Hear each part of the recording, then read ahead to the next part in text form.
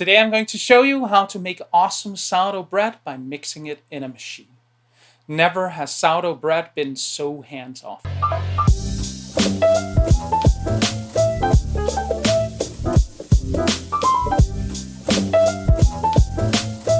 Hi, I'm Sune and I'm a food geek. Today I'm going to show you how to mix your sourdough bread in your stand mixer. Not only does it make sourdough bread super easy to make, but you also get amazing gluten development almost for free. Well, except for a bit of electricity. But your arms will thank you. If you're new to this channel, I bake a lot of sourdough bread and I make delicious food from all over the world. If you want to see more of this content, please join me by subscribing and ringing the bell so you won't miss any future videos. The dough composition is 80% bread flour and 20% whole grain rye flour. The hydration is 75%, which means that if you consider the flour in the dough to be 100%, there's 75% water in the bread by weight. That includes the flour and the water in the starter. The inoculation is 20%. That means the amount of starter proportionally to the total flour. The more starter, the faster the fermentation goes. So if it's very warm where you live, you may want to lower the inoculation. I've seen people use as little as 1% to have a really long fermentation, even used as a cold fermentation. If it's very cold where you live, you may want to use a higher inoculation. 40% is a good practical maximum.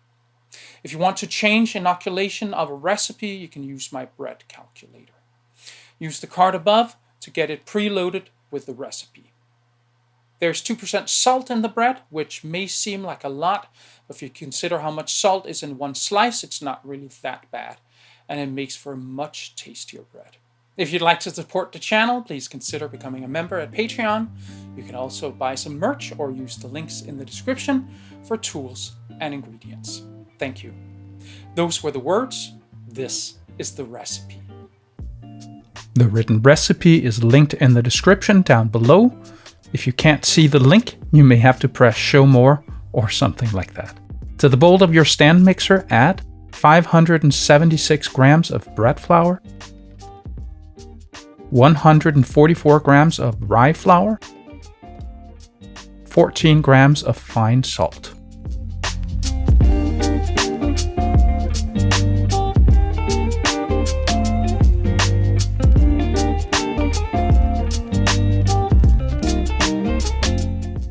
Mix with the paddle until everything has been mixed together.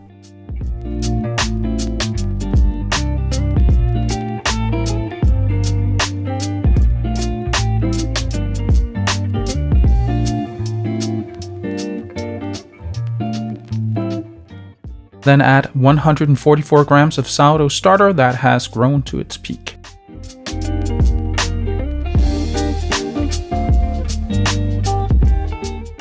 Then add 482 grams of water.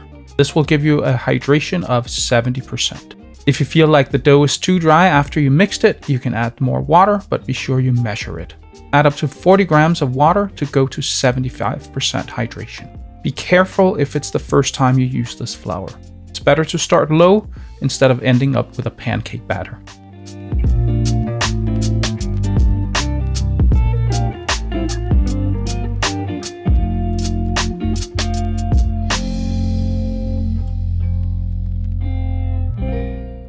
Then switch the paddle for the dough hook.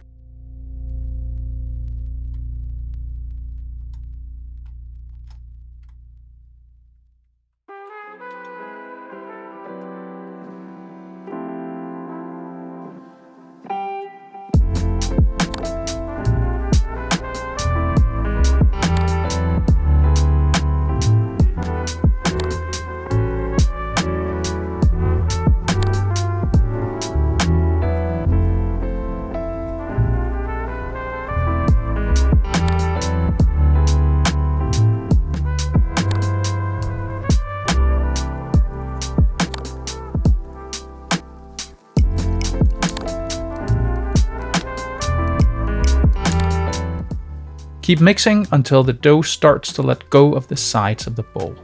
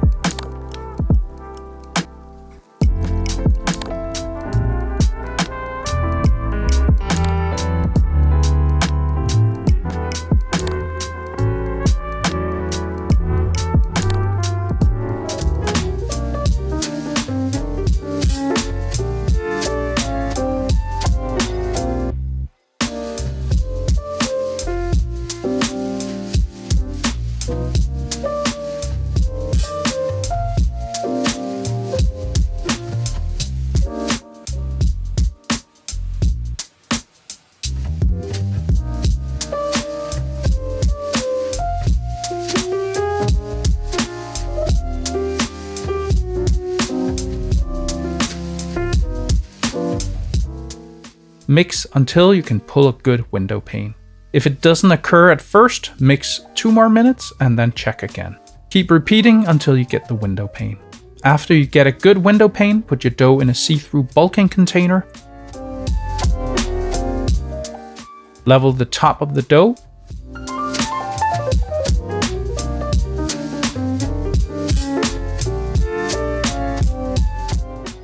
Put a line on the container with a whiteboard marker where the top of the dough is.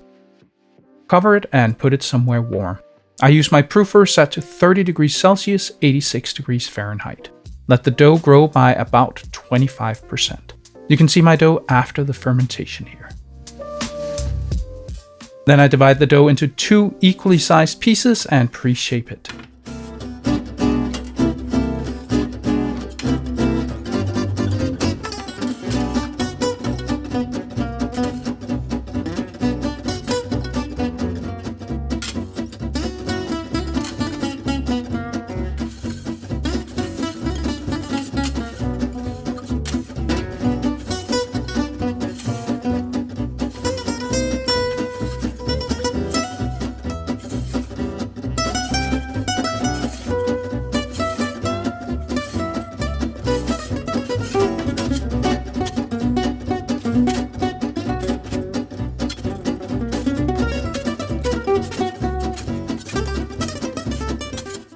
After the pre-shaping, I let the dough rest on the counter for 20 minutes. When the 20 minutes are up, I will do the final shaping.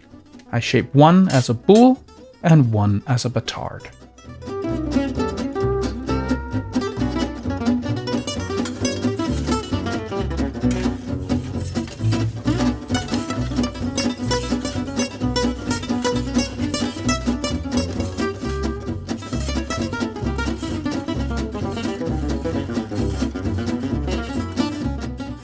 Once they're finished shaping, I put them into Bannetons.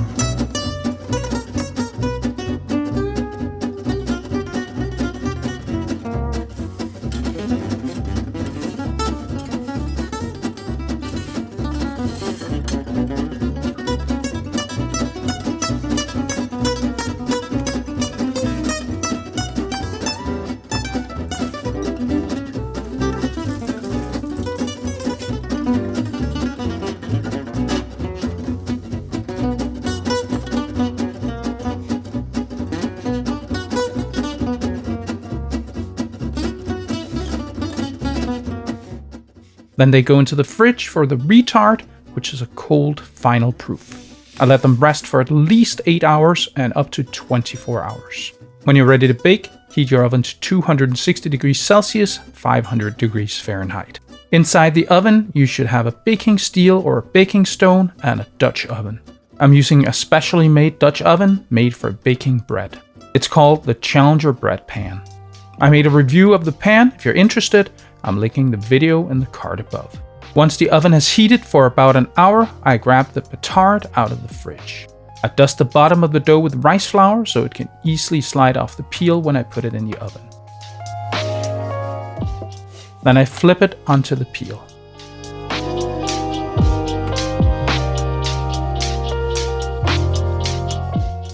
And I score the dough with a razor blade attached to a lamb. Then I remove the top of the Dutch oven. I grab the peel with the dough and put the dough inside the scorching hot Dutch oven. Then I put the top back on the Dutch oven. I bake for 20 minutes. When the 20 minutes are up, I remove the lid of the Dutch oven and reveal the bread.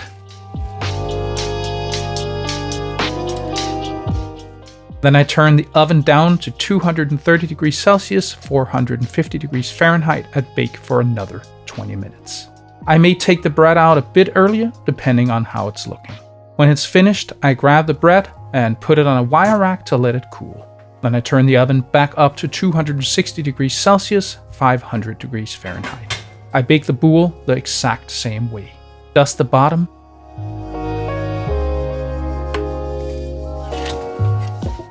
Flip it onto the peel.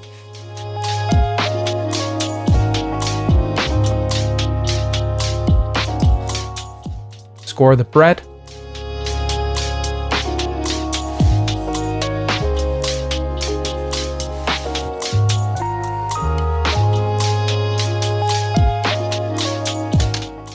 And put it in the oven.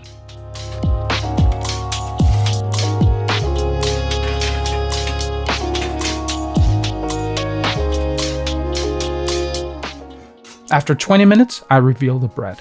Then I turn the oven down to 230 degrees Celsius, 450 degrees Fahrenheit. And I bake for 20 minutes more. Then I take the bread out of the oven and put it on a wire rack. Let it cool completely before cutting into it, or else you may get a very dry bread. And while the bread is cooling, you can have a look at these machine-mixed sourdough breads in all their glory.